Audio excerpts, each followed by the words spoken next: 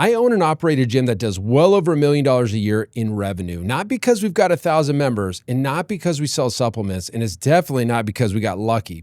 We did it with a model that nobody in the fitness industry talks about correctly. And honestly, most gym owners, they'll never be able to build this because they're too focused on the wrong things. Well, now you've got my attention. And in this video, I'm going to show you exactly how I'd do it all over again from 2026 if I was starting from scratch. Because if I lost everything tomorrow, this video is the exact blueprint I would follow to build another $1 million gym. Now, the biggest misconception in this fitness industry is this. If you are a great coach, you're obviously going to be a great business owner. Unfortunately, it doesn't work that way. I know incredible trainers that are completely broke, and I've actually seen really bad trainers become millionaires because they understood business and marketing. See, what you need to understand is you're not building a gym, you are building a business. And most gyms, they're not even businesses. They're just really shitty jobs with overhead. Okay, the owner, you handle everything. You handle the sessions, every sales call, you solve every problem. And the second that you want to go on vacation with your family, everything just breaks down. You know, and one of the biggest reasons that my gym crossed $1 million a year is because I stopped building everything around myself and the hustle. And we started building around systems and leverage.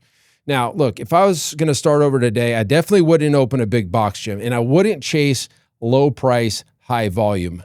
And I wouldn't be trying to compete on price at all. I would build a semi-private training gym, and I would target one specific type of client, the clients with money, okay? Business professionals over 45, parents, business owners, executives. They've got the money and they don't have the time because those clients, they don't want random workouts. They want to know for sure that you have a plan.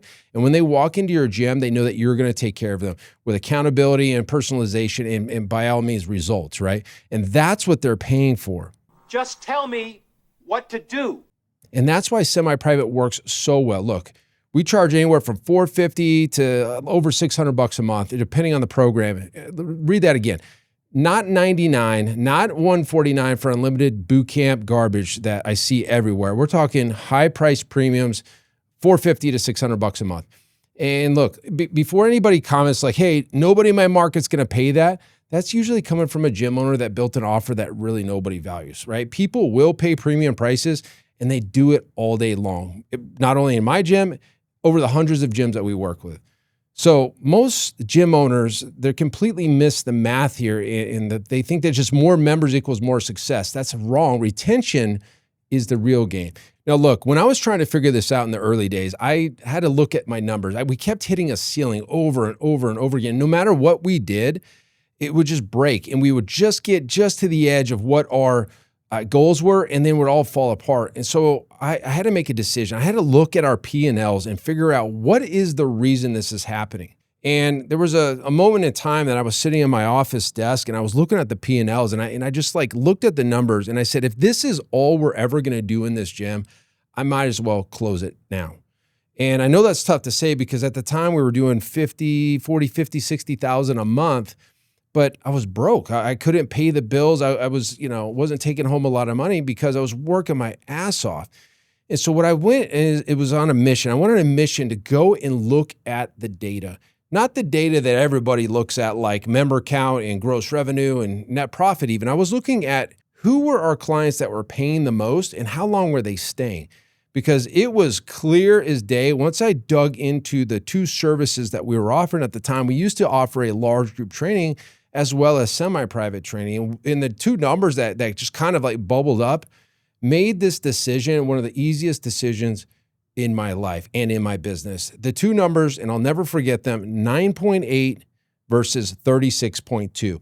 9.8 was the average length of time that our large group training clients who were really paying $150, $160 a month, they were staying less than 10 months with us, whereas our semi-private training clients, they were staying over 3 years.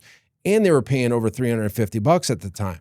So I had to make a decision, like what is going to keep this business rolling? And it definitely wasn't going to be a large group, low price, high churn model. We went over to this semi-private training model and we never looked back. And because of all that, look, guys, you don't need 400 members. You need like 100, probably under 200 members.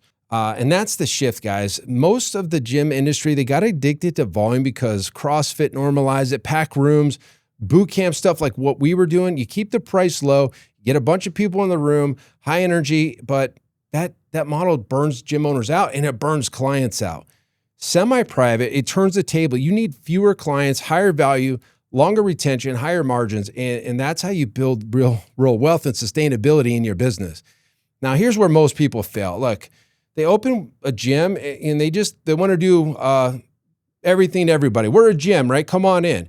You actually need a unique mechanism. Like, what is the specific reason why people get results with you? Like for us, it's individualized programming with coaching inside a semi-private model. It's scalable, the environment. It's like every client here, they have progression tracking. We have custom programming, accountability systems, measurement outcomes. Like every coach is working on the same system and they support every workout. And that's what people like. That's why they stay. And more importantly, that's what's creating the perceived value of this high prices that we charge. Because people don't stay because they love the workouts. They stay because they believe your process is working. If you don't have a process, and maybe you do, but you're not explaining it and communicating it, people aren't going to ever understand, like, why is it that you get results over the guy down the street?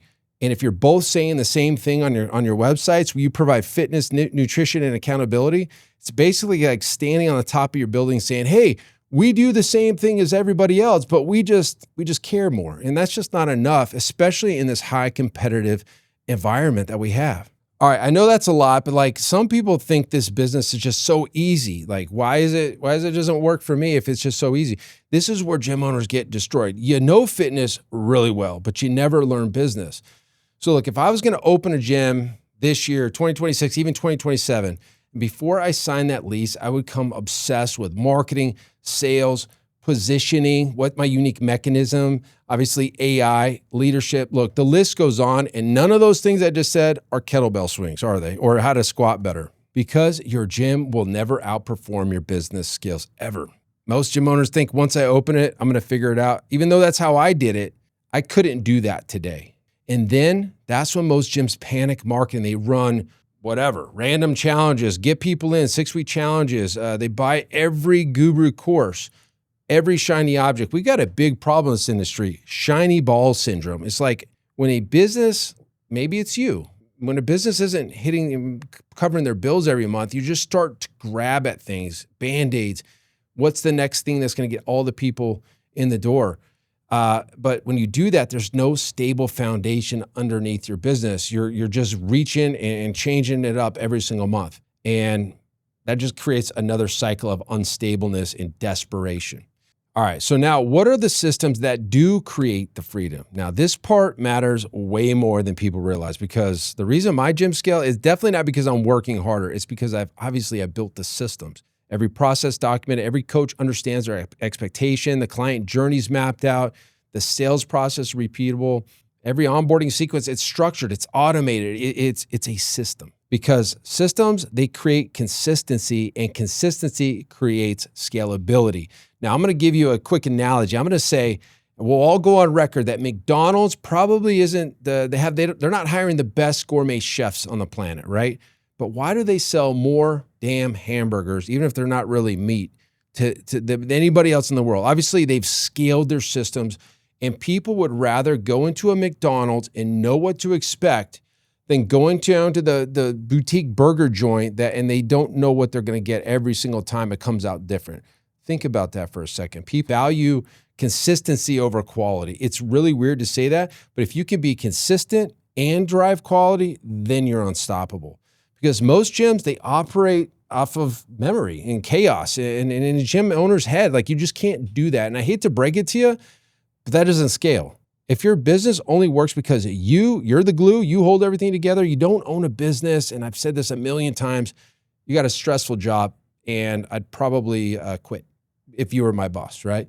So like, the goal isn't to not become a gym owner. You are a gym owner. You want to not be the operator. You want to be the orchestrator, because building leaders, teams, hiring a second in command, creating decision flow, and removing yourself as the bottleneck. Now that's how businesses become assets and sellable over time. Because if you ever go to try to sell your business and you're the one that is holding everything together, there's nobody on this planet that wants to come in and give you money to buy themselves a job, a poor paying job. So think about it from that side, and you'll probably start figuring things out, because eventually you're going to want to not train clients anymore when you're 65 years old. Just a hunch. All right, so look, just to review, here's exactly how I would scale this thing in 2026 and beyond. Step one, let's nail the offer. Let's nail the product, the semi-private training for one clear demographic with one clear outcome. Step two, let's get 30 to 50 foundational clients and obsess over retention, not marketing, obsess over the product and retaining those clients as long as possible. Because if people are continuing to leave fast, that's probably a big sign that your model is probably broken. Step three, all right, let's build systems before anything else, right? Let's document everything. Let's do sales, create an onboarding sequences. Let's create client success, what your expectation of your staff are, operations, everything. Let's create a system around that, and that's duplicatable, right? Because if you got to change your people, you got to make sure that they got the same process over and over. Remember the McDonald's story. People would rather be consistent than have quality intermittently, if that makes sense. All right, number four, let's create content consistently, not generic fitness content, but polarizing, authoritative content with strong opinions, education, some case studies, some client wins, because attention right now, it's currency. And if you're offering value, they'll keep coming back to you. All right, so step five, let's get into this. Let's build a leadership team, not you, a team, right? The moment the business can support it, hire operational help immediately, because if you wait too long, the business is just going to trap you in, because you're going to end up continuing to do everything yourself, right? All right, step six, raise prices as value increase. You know, most gym owners probably are underpriced. You're underpriced right now. I already know it. Most gyms that we work with, first thing we do is you look at that price, and it's probably 5 years old and you haven't raised your rates. So here's the thing, and I'm this person, by the way. If something's more expensive, I usually think it's more valuable. I'm the guy, I'm the sucker, I guess, if you want to think. If there's two things, like if there's two steaks at two different restaurants, so one's $75 and one's like $30, like Outback, I just think the other one's better, and typically it is. So when you have cheap pricing, you're going to attract high maintenance clients and typically low retention. Think about your entire client list right now. The ones that are most likely complaining and the noisiest, they're probably the ones paying the least. I think there's a correlation there. I don't know. So look, 2026 is going to expose the weakest gyms and the weakest models brutally fast. The gyms that survive are not going to be the biggest gyms. They're going to be the clearest and most systematized and best positioned.